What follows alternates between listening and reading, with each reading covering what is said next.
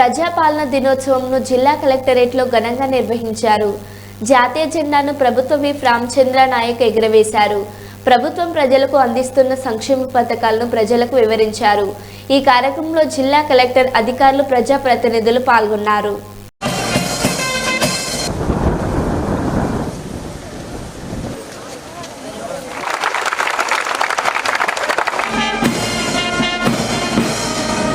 ఈ ప్రజాప్రభుత్వం ప్రజలకు ఇచ్చిన వాగ్దానాల మేరకు అభయ హస్తం హామీలను ఒక్కొక్కటిగా అధికారంలోకి వచ్చిన 48 గంటల నుంచే అమలు చేయడం ప్రారంభించింది.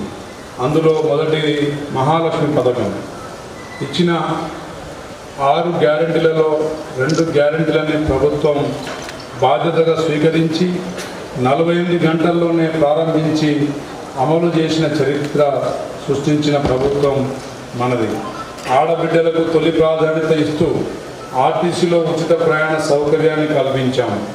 ఈ పథకం ద్వారా ఇప్పటి వరకు రాష్ట్రంలో 87 కోట్ల 12 లక్షల మంది ఉచిత ప్రయాణాన్ని మహిళలు ప్రయాణం చేశారు. తద్వారా మహిళలకు 2,958 కోట్ల రూపాయలు ఆదాయం వారికి ఆదా చేయగలిగాము. ఈ మహాలక్ష్మి పథకం కింద జిల్లాలో ఇప్పటి వరకు మన జిల్లాలో 55 లక్షల మంది మహిళలు ఉచిత రవాణా సౌకర్యాన్ని వినియోగించుకోగా దీని ద్వారా మహిళలకు 2,279 లక్షలు అంటే 2 కోట్ల పైనే మన మహిళలకు జిల్లాలో దీని ద్వారా ఆదాయం సమకూరింది. పేదలకు వరప్రదాయిని రాజీవ్ ఆరోగ్యశ్రీ పథకం 10 లక్షలకు పెంపు. రాష్ట్రంలో నిరుపేద సైతం కార్పొరేట్ ఆసుపత్రికి వెళ్ళి ఖరీదైన వైద్యాన్ని పొందాలన్న లక్ష్యంతో ప్రజాప్రభుత్వం అధికారంలో రాగానే రాజీవ్ ఆరోగ్యశ్రీ కింద ఉచితంగా అందించే వైద్య చికిత్సల పరిమితిని 5 లక్షల రూపాయల నుంచి 10 లక్షల రూపాయలకు పెంచింది. కొత్తగా 163 చికిత్సలను ఈ పథకంలో చేర్చింది.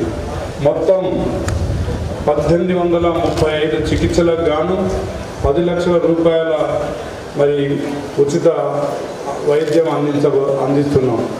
ఈ పథకం వల్ల మన జిల్లాలో 10,876 మంది పేదలు చికిత్స పొందగలిగారు. ఇందుకు గాను 22 కోట్లు 90 లక్షల 374 రూపాయల ఖర్చు ప్రభుత్వం చేశాము. అదేవిధంగా 500కే గ్యాస్ వంట సిలిండర్ పంపిణీ. ఆడబిడ్డల కన్నీళ్లు తుడవాలన్న లక్ష్యంతో ప్రారంభించిన మహాలక్ష్మి పథకంలోని మరో పథకం 500 రూపాయలకే వంట గ్యాస్ ఇవ్వాలన్న ఆలోచన. ఈ కార్యక్రమాన్ని ఈ ఏడాది ఫిబ్రవరి 27న ప్రారంభించాం. 40 లక్షల మంది లబ్ధిదారులతో మొదలైన ఈ పథకం ప్రస్తుతం రాష్ట్రంలో 42,90 లక్షల మంది లబ్ధి పొందుతున్నారు.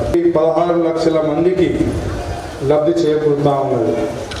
దీనికి గాను ప్రభుత్వం నుండి 3,71 కోట్ల సబ్సిడీ ఇప్పటికే అందజేసింది. పేద అల్పాదాయ వర్గాల వారికి విద్యుత్ బిల్లుల భారం తగ్గించి వారి గృహాలలో చీకట్లను పారదోలి విద్యుత్ కాంతులను నింపేందుకు గృహజ్యోతి పథకం అమలు చేస్తున్నాం.